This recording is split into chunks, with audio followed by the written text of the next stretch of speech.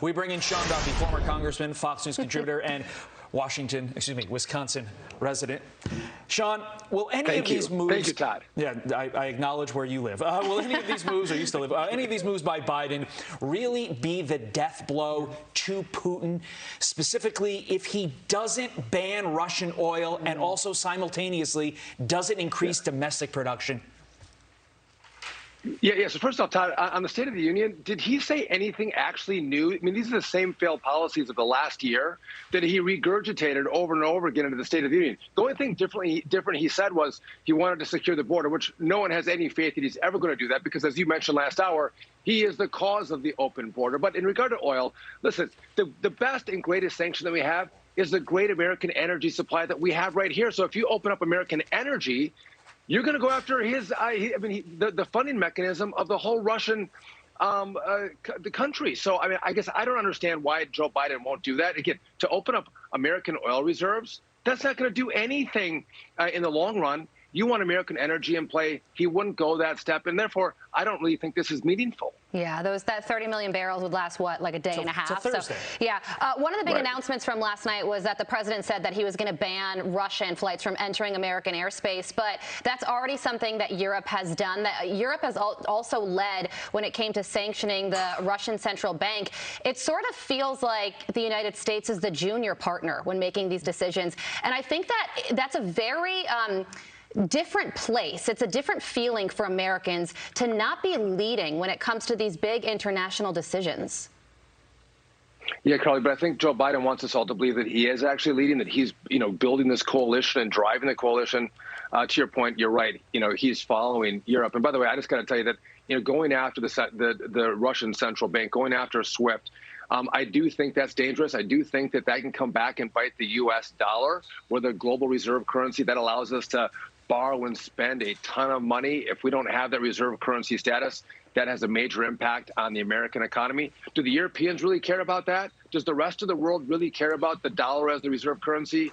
No, we should actually care about that more than anybody. And it seems like Joe Biden thinks that if Europe will go along with using SWIFT to go after Russia, well, he's all in. Well, I think he has to be more concerned about kind of where the dollar is in regard to the reserve currency status. Junior partner, that's a really good analogy. I like that. Thank you, Todd. Meantime, Sean, after 2 years of mandates and butting head, Joe Biden calls for a reset and dropping the partisan divide on COVID during his maskless address. How rich was that? Biden and the Democrats calling to drop the partisan divide when they themselves literally caused the divide in the first place. Right. And by the way, Todd, you look at this and go, you shut down our schools. Our kids didn't get educated. And I think one of the biggest issues with regard to COVID was if you're elite and you have money, you didn't have to wear a mask.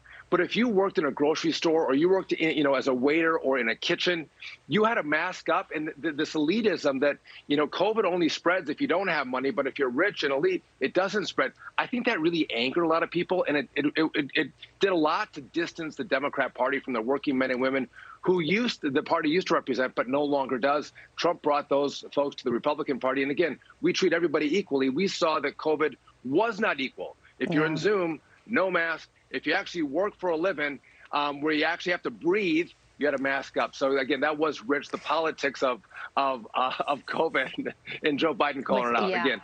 We're just happy that we're going to get to a place where no mandates, no masks, no shutdowns. We're going to get back to everyday life. Slowly in that direction. Just looking at the speech overall, it clocked in at 62 minutes, shortest first address for a president since George W. Bush in 2002. There were also some gaffes. At one point, he called Ukrainians Iranians. And then there was also this weird moment where he said that he disagreed with Vice President Kamala Harris. So just your overarching takeaway, how do you think this speech will be remembered down the road? I thought it was boring, not a lot of energy. I thought the first 5 minutes, I gave him an A. The rest of the speech, I gave him maybe a D minus. I didn't think he did very well. It will not be remembered. And again, you had social distancing in the chamber. I was in that chamber. The excitement and energy, whether it was a Democrat or Republican, you can feel it. It's such a cool event. And here they had everyone separated, and it was very partisan and low energy. And again, I thought he was mumbling through the speech oftentimes. He made the gaffes. Again, I don't think he did very well. Yeah. There were two By the big way, his poll numbers are not going to improve, Carly. Yeah, poll numbers are not going up after this speech. That'll certainly be something to watch for sure. Sean, we got to leave it there. Thank you so much for waking up with us. Thanks, Sean. Always good to see you. Absolutely. Have a good morning.